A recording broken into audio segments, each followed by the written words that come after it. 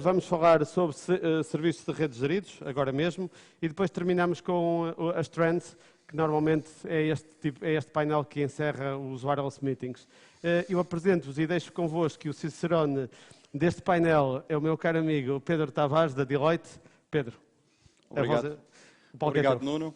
Bom, antes de mais, agradecer o convite que a Wavecom fez. Tenho um carinho muito especial por esta empresa e pelos seus shareholders, dos tempos que juntos estudávamos na Universidade de Aveiro. Também acompanho o caminho de sucesso que esta empresa tem tido e congratulo naturalmente com ele. Antes de passar aqui a palavra aos digníssimos oradores, gostava de fazer aqui um setting de stage para sabermos exatamente do que é que estamos a falar e mantermos aqui o conhecimento completamente nivelado. Quando falamos de serviços geridos, ou aquilo que se designa na literatura internacional como everything ou anything as a service, o que estamos a dizer é que uma infraestrutura, um produto, ferramentas ou capabilities são entregues como serviço, sendo que neste modelo de consumo flexível os clientes consomem e pagam apenas aquilo que utilizam. Ao contrário do que é tipicamente habitual com os serviços de IT tradicional, onde existe uma compra de bens e tipicamente um licenciamento. A Deloitte fez, em 2021, um estudo que designámos por Everything as a Service, portanto é o estudo final de 2021, tem cerca de 6 meses, mais coisa, menos coisa, e na altura o propósito foi o de perceber as motivações, os desafios e os resultados da mudança contínua que o IT corporativo está a fazer para este tipo de modelo. Na altura, entrevistámos cerca de 600 profissionais de TI nos Estados Unidos, que foram responsáveis pela definição e execução da estratégia, pela implementação, seleção, avaliação de parceiros e o investimento em serviços geridos. E antes de passar aqui a palavra aos nossos oradores, e também com a expectativa que eles possam pegar em alguns dos data points que queirei dar, partilho os seguintes resultados que vêm no estudo que fizemos. 75% destes 600 executivos comentaram-nos que pelo menos metade do seu IT é as a service. E 87% esperam alcançar este nível de adoção nos próximos 5 anos. Também nos comentaram que 82% consideravam que o as a service era mesmo importante, mesmo crítico, para o sucesso do seu negócio. Este número foi de 71 em 2018. 9 em cada 10 concordaram que o as a service é crítico para fortalecer a resposta das organizações aos desafios de negócio. E 83% concordaram que o as a service melhorou a experiência do cliente. Tudo números que nos fazem pensar que o futuro pode ser radiante. Há aqui qualquer coisa para explorar com valor, mas também nos comentaram que as relações com os parceiros é ténue. Apenas 3 em 10 disseram que irão permanecer com os atuais parceiros. Portanto, há aqui um warning para as empresas que estão a prestar atualmente estes serviços, pelo menos nos Estados Unidos. Vamos ver se essa é a realidade e vamos conhecer a realidade com as apresentações do Rui São Pedro, do CTT, do Pedro Henriques, da Brisa, do Emanuel Santana, da Go Wi-Fi e do João Zeferino, da Huawei. Portanto, sem mais demoras, chamava o Rui São Pedro, do CTT, para fazer a sua apresentação e perceber se algum destes data points que dei se aplica à realidade nacional e, em concreto, ao CTT, nomeadamente, se não está a pensar mudar de provider. Espero, naturalmente, que não. Não é o Rui São Pedro do CTT, é o Pedro Henriques da Brisa, não tem problema. Perdão. Ok. O Rui São Pedro acabou por não poder estar presente, ok? Muito bem, então vamos. Pedro. Então, Pedro. Mas a pergunta será a mesma, Pedro, acho. Não há problema, é Pedro na mesma. Boa tarde a todos.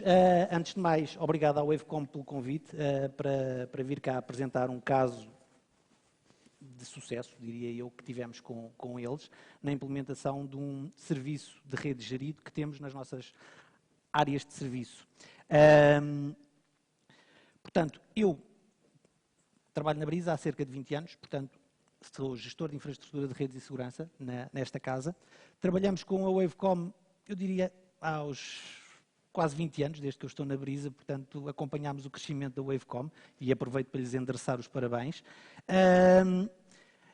E a Brisa, penso que quem estará aqui na audiência dispensa um pouco apresentações. Somos um gestor de infraestruturas rodoviárias, gerimos cerca de 1.500 km de autoestradas em Portugal, somos o maior gestor de infraestruturas rodoviárias em Portugal. Temos cerca de 120 portagens, com cerca de 1.000 vias em todas essas portagens. Gerimos autoestradas sem custos, do género das que há muito aqui à volta de Aveiro. Portanto, em termos de gestão de infraestruturas, temos muito. Temos também uma grande componente de inovação, através da nossa empresa da A2B, onde estamos a exportar bastante tecnologia made in Portugal para os Estados Unidos. Pelo menos esse é o mercado-alvo que temos. E, portanto, mas neste caso, em concreto, vimos cá apresentar um caso de sucesso que iniciámos em 2015, portanto já lá vão 7 anos, portanto quando lançámos este desafio à Wavecom, e na altura foi à Wavecom e a alguns operadores de telecomunicações, a Wavecom foi o ilustre vencedor, salvo seja, do concurso, e portanto o que nós temos aqui é as redes Wi-Fi nas áreas de serviço como um serviço de rede gerido. Qual foi o desafio que nos foi apresentado pela nossa área de marketing? O desafio era disponibilizar o acesso Wi-Fi a todos os clientes nas áreas de serviço e lojas da Via Verde. Portanto, nós temos uma distribuição geográfica nacional, portanto, o que dificultava em alguma coisa esta gestão. Criar um novo canal de comunicação e interação com os nossos clientes que estão nas áreas de serviço, conseguir interagir com eles de uma forma mais simples.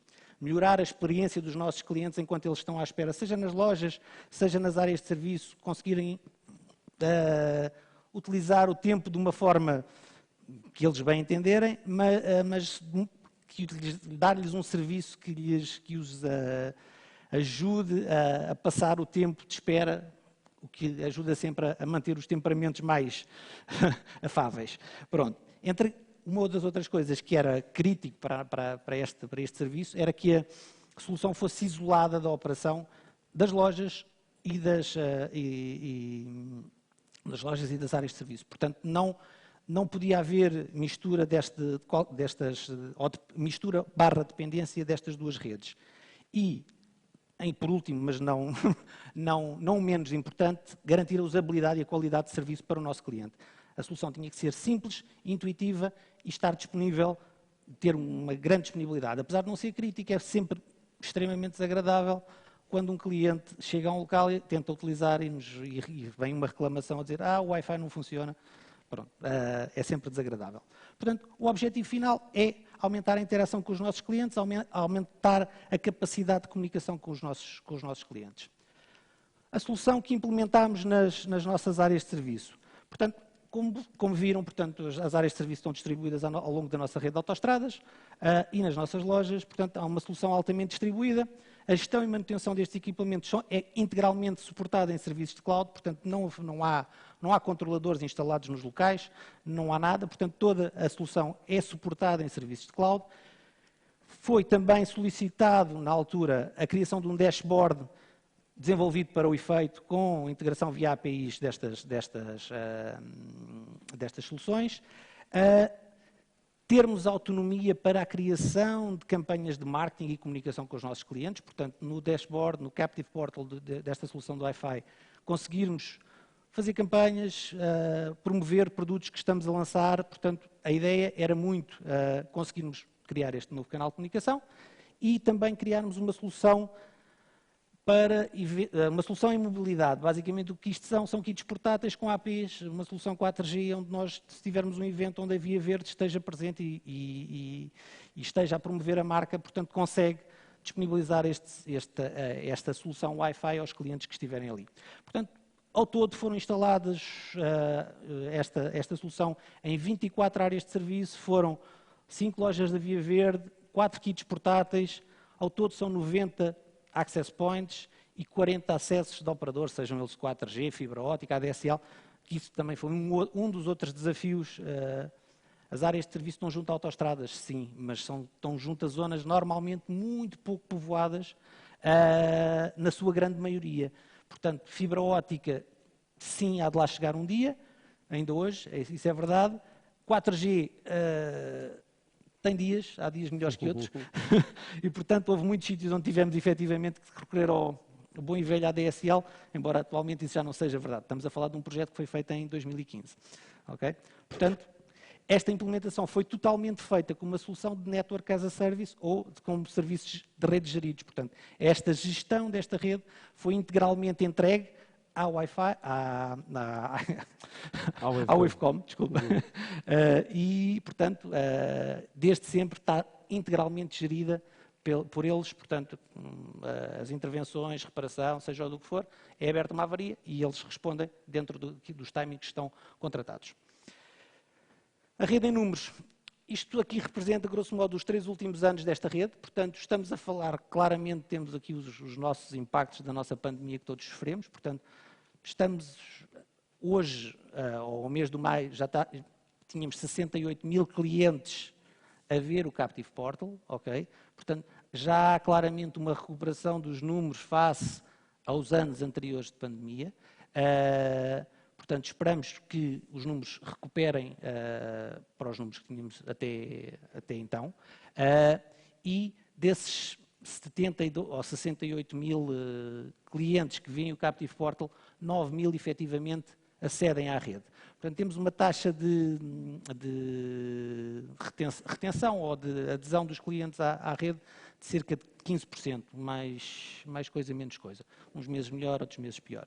Pronto. Os valores de 2022, neste momento, já superam os homólogos de 2020 e 2021, mesmo com os de 2020 ainda nos primeiros 2 meses não afetados pela pandemia. Isto é o meu caso de estudo, resta-me agradecer a vossa atenção e disponibilidade e já voltaremos a falar. Obrigado.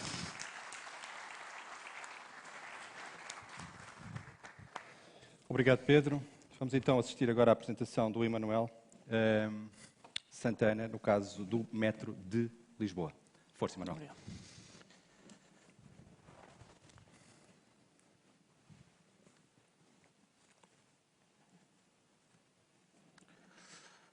Ora, muito boa tarde a todos. Obrigado à organização pelo convite que me endereçou. Portanto, eu venho falar de um caso que nós temos, que é o caso do Metro de Lisboa. Voltamos aqui.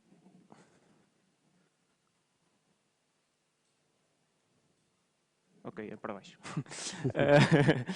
Antes de falar especificamente do caso, e até porque me parece importante, fazer apenas aqui uma pequena introdução do que é a Go-Wi-Fi e do porquê da ideia com que nasceu a Go-Wi-Fi.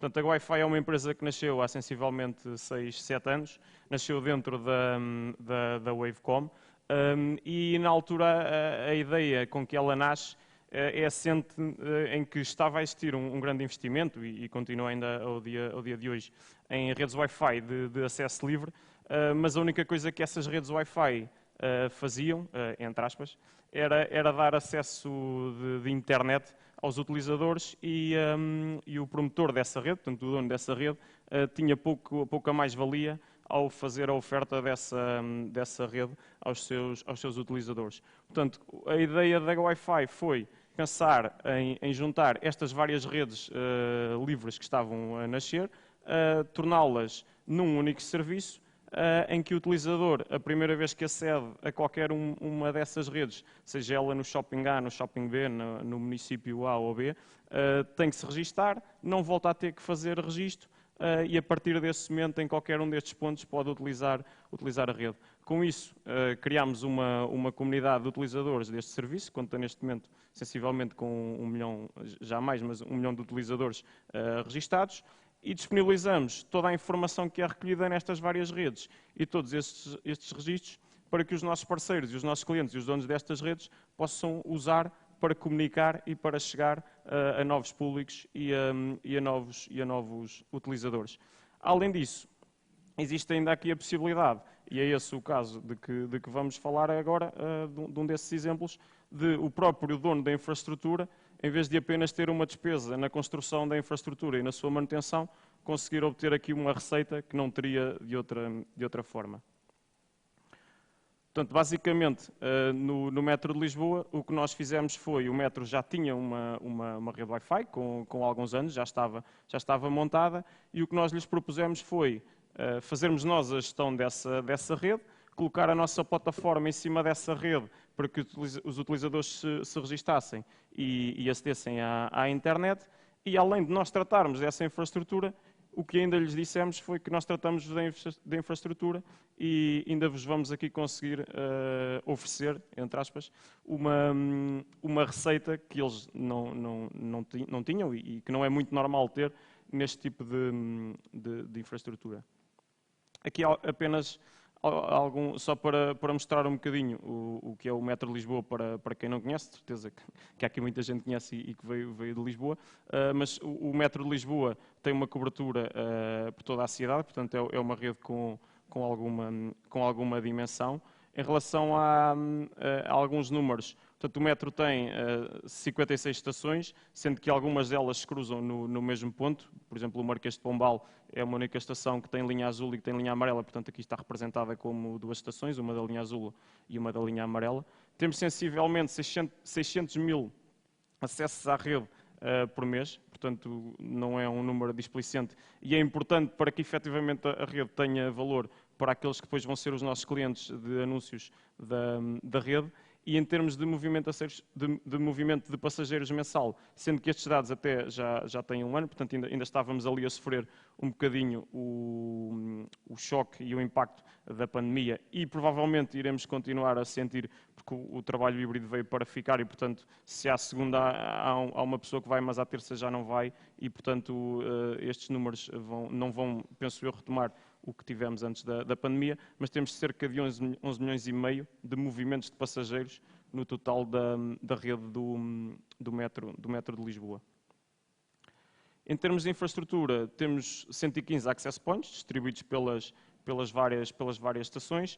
Temos 56 switches que o que fazem é fazer a ligação através de fibras ópticas de todas as estações entre si e temos 2 pontos de saída para a internet que, além de nos permitir fazer balanceamento de carga quando a rede está com um tráfego superior, também nos permite ter redundância. Em caso de um destes pontos falhar, conseguimos colocar o tráfego a sair por um outro ponto, fazendo com que o serviço continue a funcionar sem qualquer tipo de problema.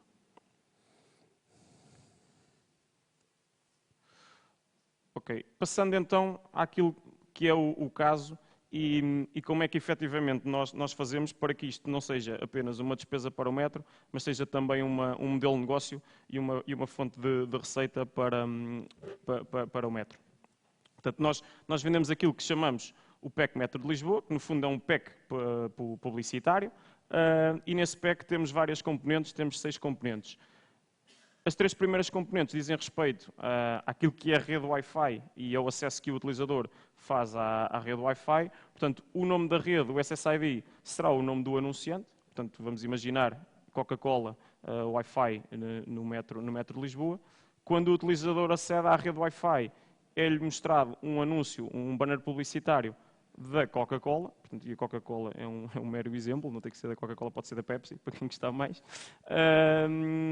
E após ver este banner publicitário, que tipicamente tem 8 segundos de duração, o utilizador é direcionado para um URL também especificado pela marca, mais uma vez dando o exemplo, pela Coca-Cola. Portanto, toda esta publicidade pode ser segmentada, alguém entre os 18 e os 25 anos pode ver um anúncio diferente de alguém entre os 25 e os 45 anos. Tanto o banner como o URL onde o utilizador vai cair podem ser diferentes e personalizados para cada um dos utilizadores, consoante as suas características.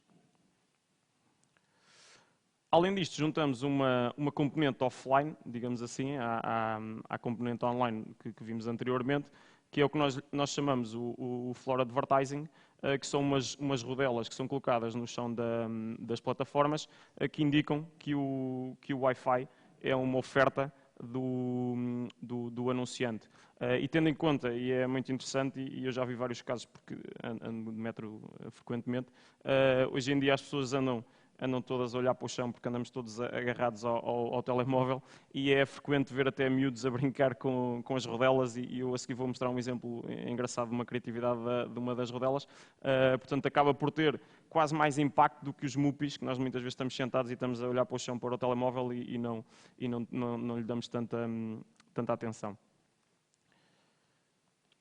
A juntar a estas componentes, fazemos também o aproveitamento dos registros que são feitos pelos utilizadores. Nós permitimos também a estes anunciantes e a qualquer outro, mas nestes specs está sempre incluído um número de créditos para fazer esta comunicação, fazer a comunicação por SMS para a comunidade de 1 milhão de utilizadores da GoWiFi. Aqui temos 2 tipos de comunicação. Portanto, temos uma SMS que nós chamamos a GeoSMS, que no fundo é o anúncio mais típico que nós todos recebemos, seja do Continente, da Sakura, da Massimo Dutti, etc. Que no fundo o que nós permitimos é que a marca use a nossa base de dados, segmentando o público que quer escolher, definindo em que zona geográfica que esse público anda normalmente e atingindo o público que anda normalmente na zona de Lisboa. Normalmente são anunciantes do Metro de Lisboa que querem atingir pessoas da zona de Lisboa. E amanhã, às 4 da tarde, homens entre os 18 e os 25 anos da zona da Grande Lisboa vão receber uma comunicação SMS. Neste caso temos ali um exemplo da loja Lisboa, que não existe, penso eu, a anunciar uma promoção na zona do Chiado. Depois temos um outro tipo de SMS, que é a que nos parece mais interessante e mais efetiva, que é aquilo que nós chamamos a Hot SMS. Neste caso, além de podermos definir o tipo de público que queremos atingir, podemos definir onde é que queremos que ele receba a SMS. O que é que eu quero dizer com isto? O anunciante pode dizer que, de segunda a sexta, um utilizador entre os 18 e os 25 anos que se encontra na estação de metro da Baixa Chiado vai receber esta SMS. É um tipo de SMS que é muito usado, principalmente para marcas que têm lojas físicas. Lembro-me particularmente da Telepisa, que usou muito este tipo de SMS quando as pessoas estavam numa estação de metro que nas imediações tinha uma loja da Telepisa, recebiam uma SMS que era específica daquela estação, a dizer que existia uma loja da Telepisa junto à estação de Entrecampos, por exemplo. Alguns exemplos de campanhas que temos feito. O Casino de Lisboa é um anunciante regular, tipicamente, e porque se encontra no Parque das Nações, patrocina a rede vermelha. Portanto, para quem não sabe, é que tem a Estação do Oriente que para no Parque das Nações. Além de toda a sinalética, do banner, normalmente envia SMS com vouchers únicos para que a pessoa possa ir utilizar na troca de uma bebida ou num ticket de jogo para ir ao casino. As livrarias Almedina também fazem frequentemente campanhas connosco. E neste caso tem uma particularidade em relação a outras, que é o próprio anunciante pode recolher contactos para ele próprio, ou seja, quando o utilizador entra na rede é convidado a deixar os seus dados para que a Almedina possa mais tarde comunicar diretamente com ele, sem sequer ter que passar pela nossa comunidade. E por fim, aqui mais um exemplo, a tal criatividade que eu dizia, que as crianças gostam muito de pôr os pés em cima das solas dos sapatos, da Rockport. Aqui apenas coloquei mais pela criatividade da rodela, que é diferente das outras. Aqui em jeito de conclusão sobre este projeto e do que é que ele efetivamente representa para o Metro de Lisboa. Portanto, o Metro de Lisboa passou a não ter qualquer preocupação com a rede Wi-Fi. Portanto, todo o trabalho de manutenção e de gestão da rede é feito pela Wi-Fi. O Metro de Lisboa não tem que se preocupar com nada disso. O que nós garantimos é que os seus clientes, os passageiros, tenham um Wi-Fi de qualidade para utilizar, que no fundo seria algo que o Metro de Lisboa, e tendo em conta a realidade atual, já estaria obrigado a fazer. E juntando a todas estas vantagens, é isto que já seria efetivamente uma grande vantagem, ainda tem a possibilidade de obter uma receita com uma infraestrutura que tipicamente significa, para a grande maioria das entidades, uma despesa. E com isto termino. Obrigado. Okay. Obrigado, Emanuel. Vou deixar as perguntas para o final. Tenho aqui algumas Ok, combinado. que me despertaram a atenção. E vamos ouvir agora o João Zeferino, da Huawei, com o Cloud Campus. Força, João. Oi, já saltou uma. Ok, muito boa tarde e obrigado à Wavecom por esta iniciativa. O meu nome é João Zeferino, eu sou responsável por soluções de conectividade empresariais da Huawei. O que é que isto quer dizer? Quer dizer que tudo aquilo que tem a ver com soluções de campos, data center, hiperconvergência, SD-WAN, WAN, pronto, tudo isso vem ter a nossa equipa. Quando nós falamos do campus, é inevitável nós não falarmos do Wi-Fi, okay? Especificamente Wi-Fi 6. O que é isto do Wi-Fi 6? O que é este buzz que toda a gente fala do Wi-Fi 6? Não é só uma questão de ter um aumento de largura de banda, ou vá lá, uma ordem de modulação superior que chega até aos 10 GB. Comparativamente a soluções anteriores, aquilo que nós conseguimos fazer é ter um sincronismo para montante. O que é que isto quer dizer? Quer dizer, por exemplo, em gerações antigas, se eu tivesse ligado a um cliente, eu sendo o AP, digamos, o cliente estaria a fazer a comunicação e, porventura, o outro cliente poderia estar à espera de uma oportunidade de comunicação para fazer o seu envio. Se ele está à espera, a sua latência sobe. Com o Wi-Fi 6, aquilo que nós conseguimos fazer é, para um grupo determinado de utilizadores, sincronizar o seu envio. Quer dizer que eles vão enviar todos ao mesmo tempo, ok? E por isso a latência baixa, ok? Há outras funcionalidades interessantes com o Wi-Fi 6, mas estas serão, sem dúvida, as mais interessantes.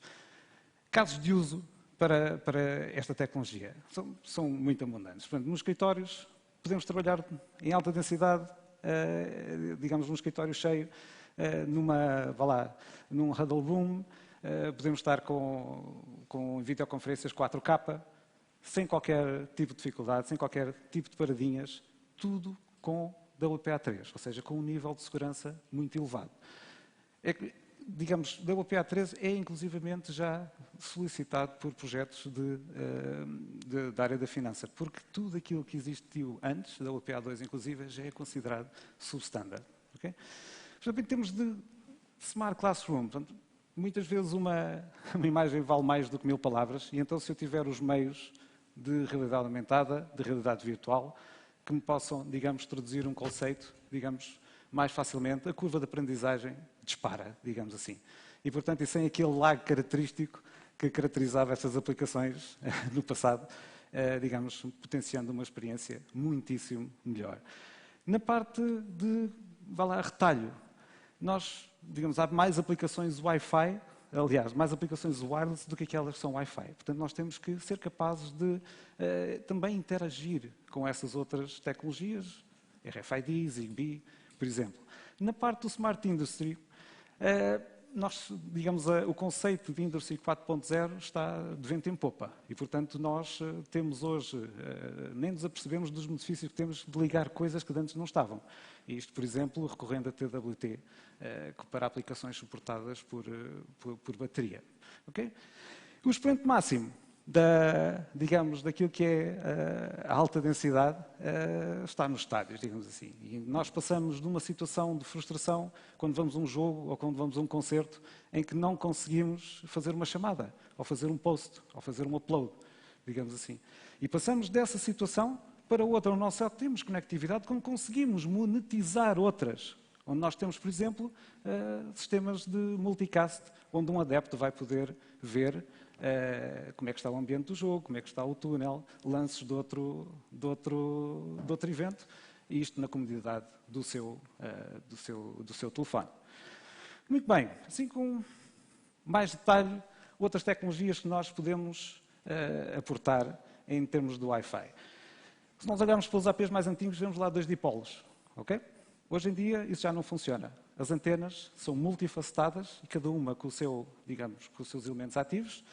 E se eu tiver, por exemplo, um cliente lá ao fundo, eu vou ter uma amplitude e uma fase distinta em cada um desses sensores. Como eu vou ter uma array de antenas dessas no meu AP, aquilo que eu vou conseguir fazer é uma frente de onda, uma interferência construtiva, em que eu vou conseguir, fazer uma radiação direcionada para um cliente que está longe, melhorando a sua relação sinal-ruído.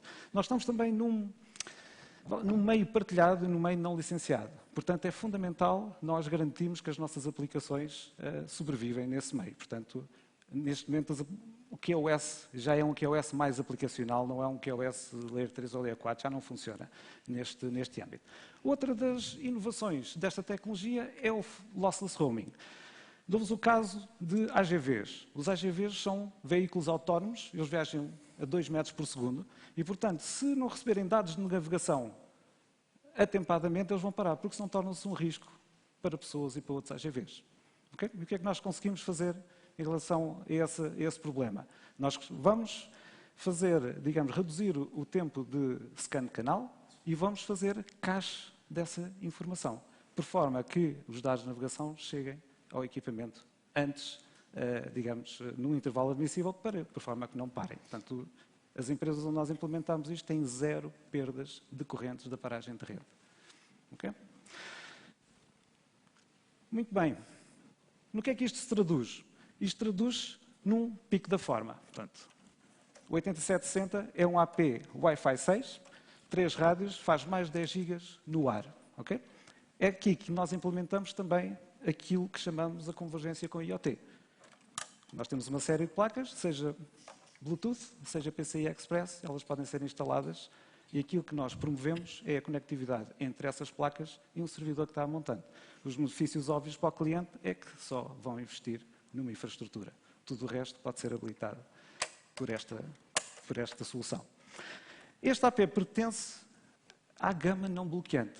Se eu faço mais 10 GB no ar, ele não pode ser o meu ponto de bloqueio, o meu ponto de congestão logo no ingresso. Este equipamento tem 2 interfaces multi-gigabit de 10 GB e se isso não for suficiente, tem um transceiver também a 10 GB para habilitar a conectividade. A Huawei não tem 1 ou 2 modelos de equipamentos. A Huawei tem 2 gamas distintas de equipamentos wireless.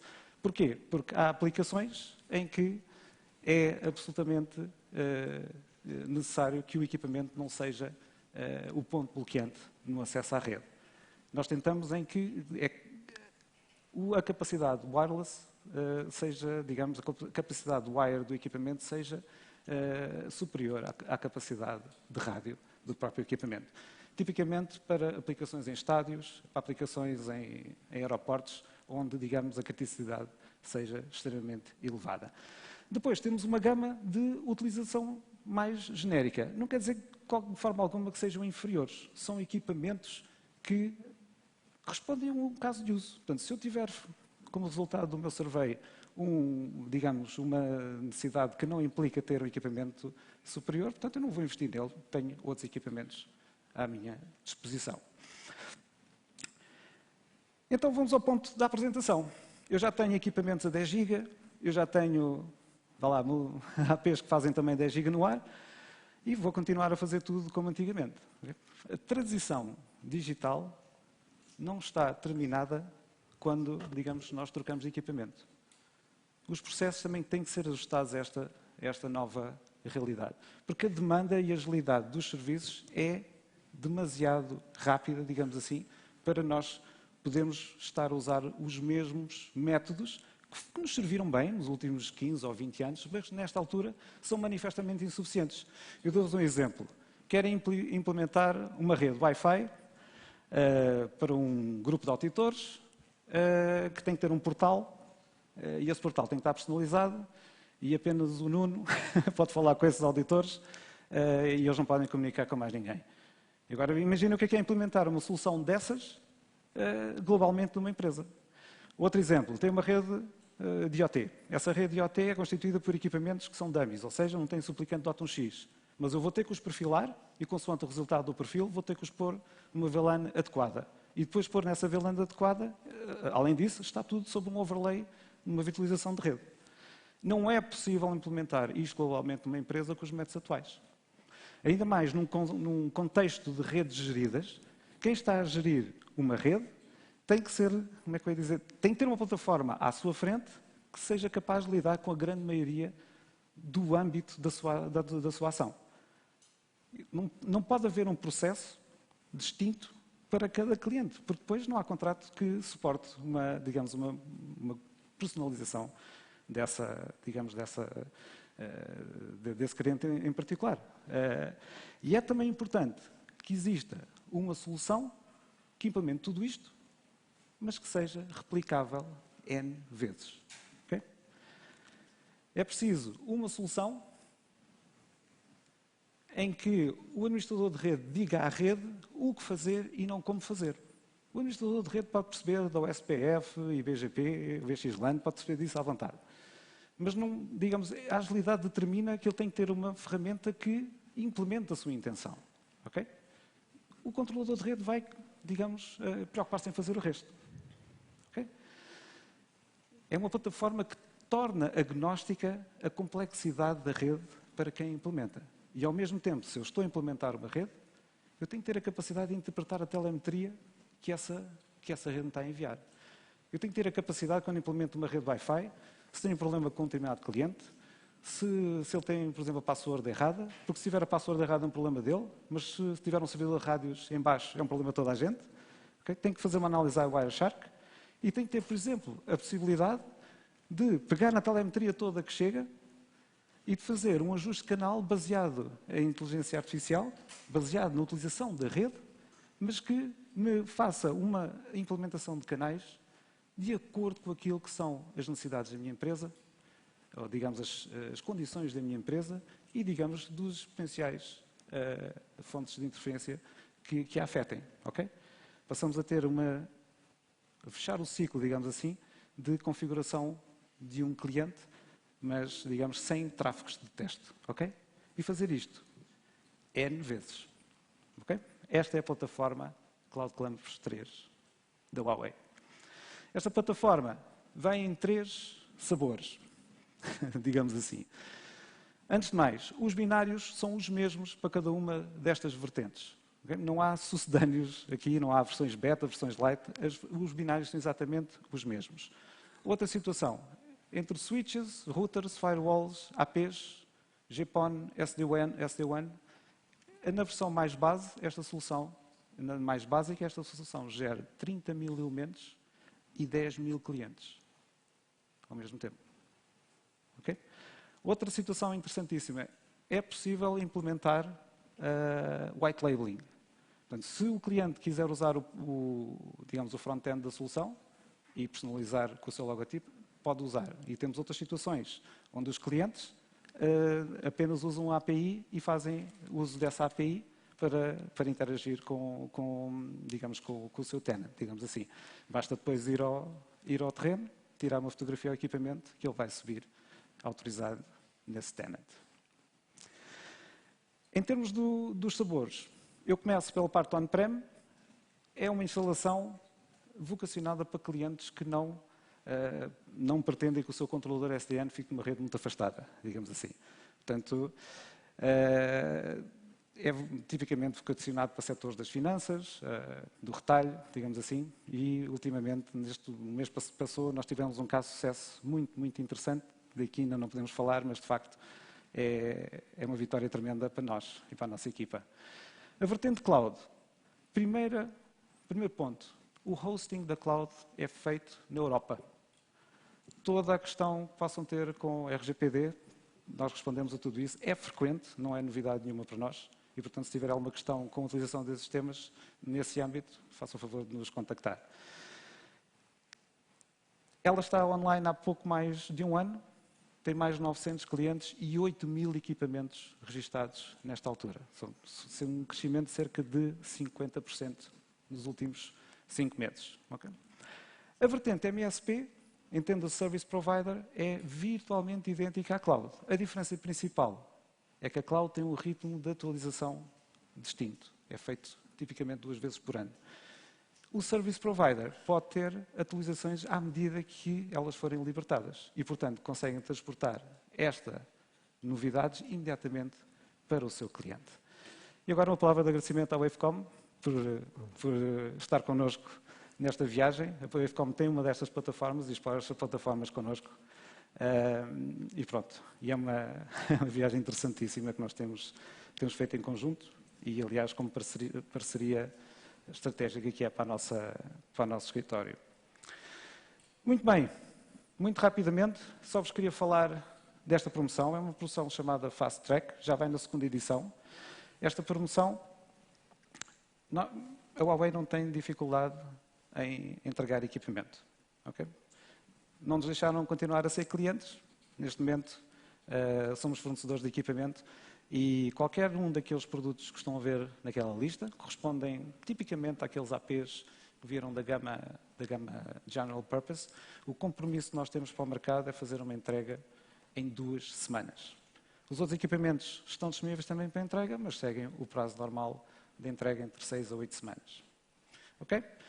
Muito rapidamente, assim um sneak peek o que é a Huawei. Nós somos uma multinacional de origem chinesa, focado sobretudo nas telecomunicações. Temos quase 200 mil empregados. Mais de metade dos nossos colegas trabalham diretamente para o RD. Somos 44º na Global 500. Somos o número 2 em termos de investimento em RD, em reinvestimento em RD, e estamos presentes em mais de 170 países e regiões.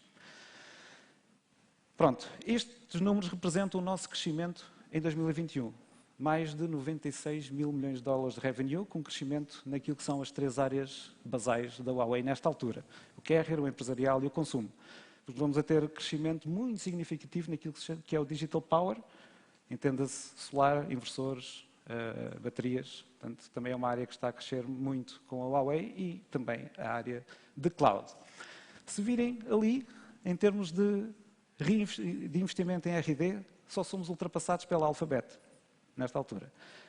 E a Huawei, até 2020, até finais de 2020, detinha 100 mil patentes. Só uma curiosidade, se a Huawei hoje deixasse de ter mais fontes de revenue, só em royalties de patentes, receberíamos 6 mil milhões de dólares por ano. Okay? Por falar em patentes, como é que é possível nós termos tantos APs, tantos equipamentos? É simples, a Huawei está na gênese destes standards, digamos assim. Tivemos a cadeira do Grupo de Trabalho 802.11ax, que também tivemos no Wi-Fi 5, da AC, e agora estamos novamente presentes na liderança do Grupo de Trabalho do Wi-Fi 7. Portanto, aqui a Huawei é que marca o ritmo. Muito bem, em Portugal estamos cá há 18 anos, estamos presentes no Parque das Nações, em frente ao Campos da Justiça, somos 120 pessoas, temos uma aposta clara no 5G.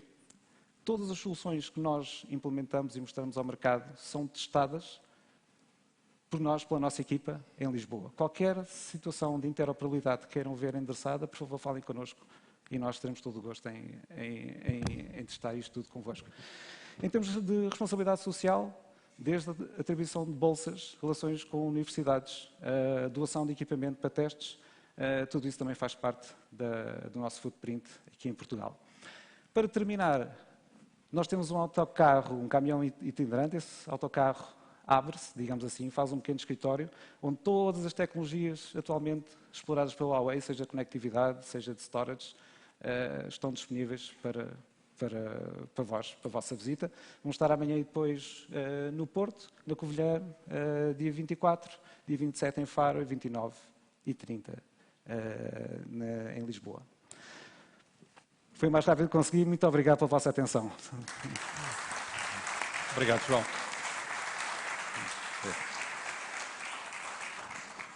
Tivemos aqui uma apresentação diferente, diria, da Huawei do João. Sim, leva o teu AP. Deixar-se sentar o João. Vou começar precisamente por ele. Deixá-lo respirar também.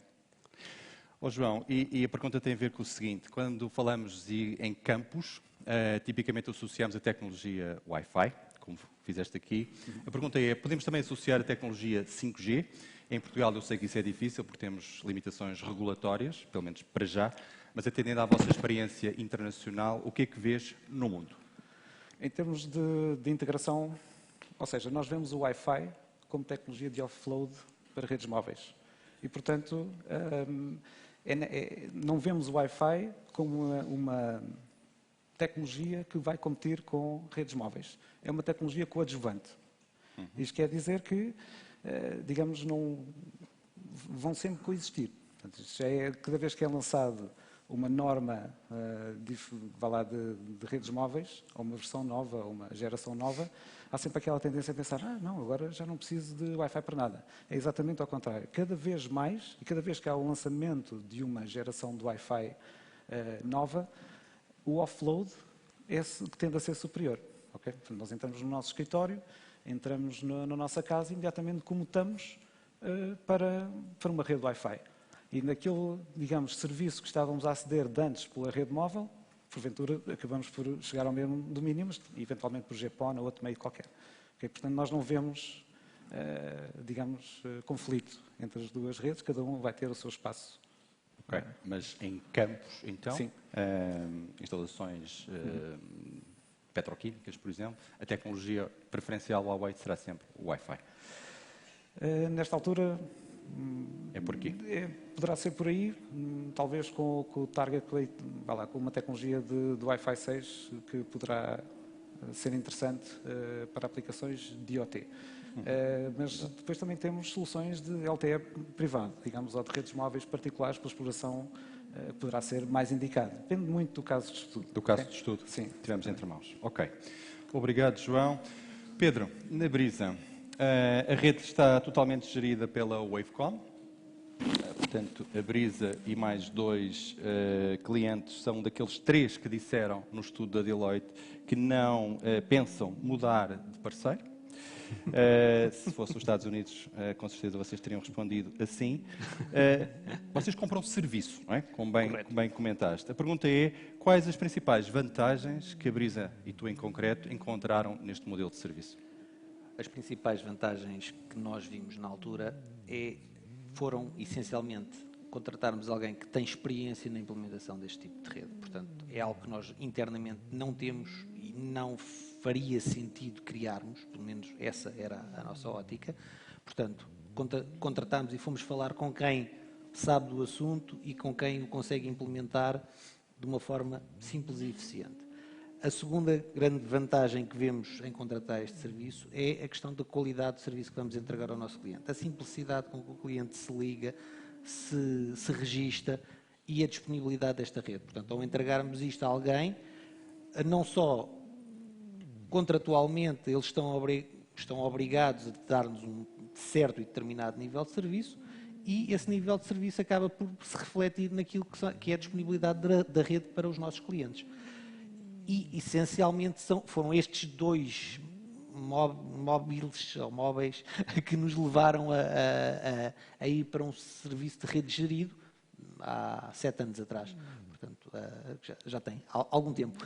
Continuam satisfeitos? Continuamos e satisfeitos. Irão continuar, com Exatamente. certeza. E há uma outra grande questão que é, não há uma preocupação com a gestão no dia-a-dia desta rede. Os upgrades, as vulnerabilidades de segurança que estes equipamentos possam ou não ter. Portanto, esta rede é uma rede isolada, não toca na nossa operação.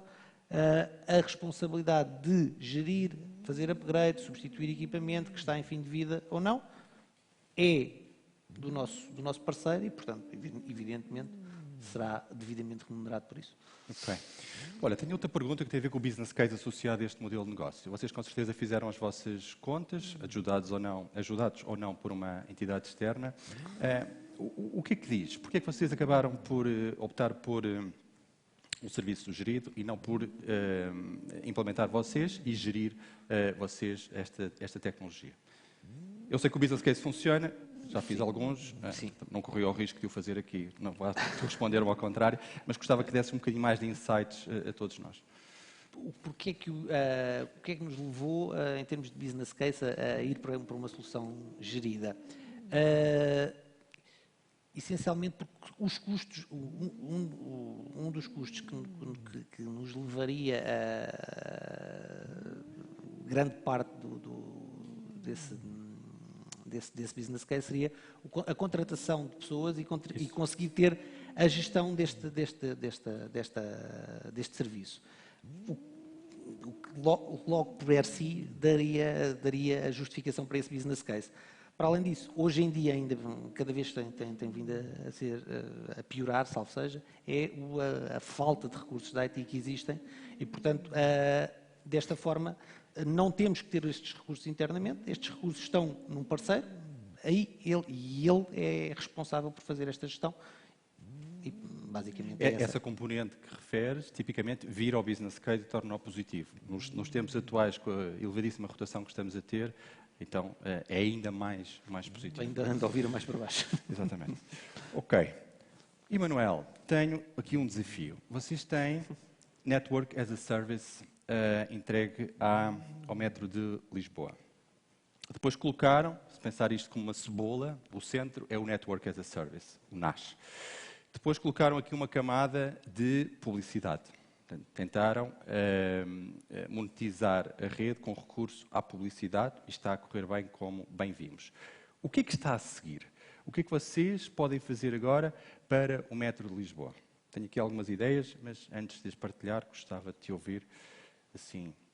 É uma boa questão, mas uma das coisas que nós ainda não estamos a fazer, ou se calhar não estamos a fazer como gostaríamos, ou falta se calhar também aqui alguma interação, ou uma superior interação com o Metro de Lisboa, é aproveitar estes dados para perceber comportamentos dentro da utilização daquilo que são as várias estações do metro de Lisboa, porque apesar de eles terem a questão das entradas e saídas com os cartões, parece-nos que seria interessante aqui ajustar a isso alguns dos dados que nós temos dos utilizadores e perceber, por exemplo, qual é o utilizador tipo do metro de Lisboa, idade, géneros, a que horas é que anda um utilizador mais tipo A ou tipo B, e essa é uma parte que nós ainda não estamos a fazer, que sei que, por exemplo, é muito feita aqui no caso da Brisa, porque também o conheço, e no caso do metro de Lisboa, se calhar ainda nos falta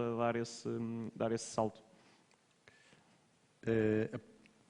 Partindo do princípio, ou do pressuposto que é verdadeiro, de que vocês têm rede e gerem essa rede, serviços como manutenção assistida com recurso a realidade aumentada, por exemplo, seria qualquer coisa que faria sentido?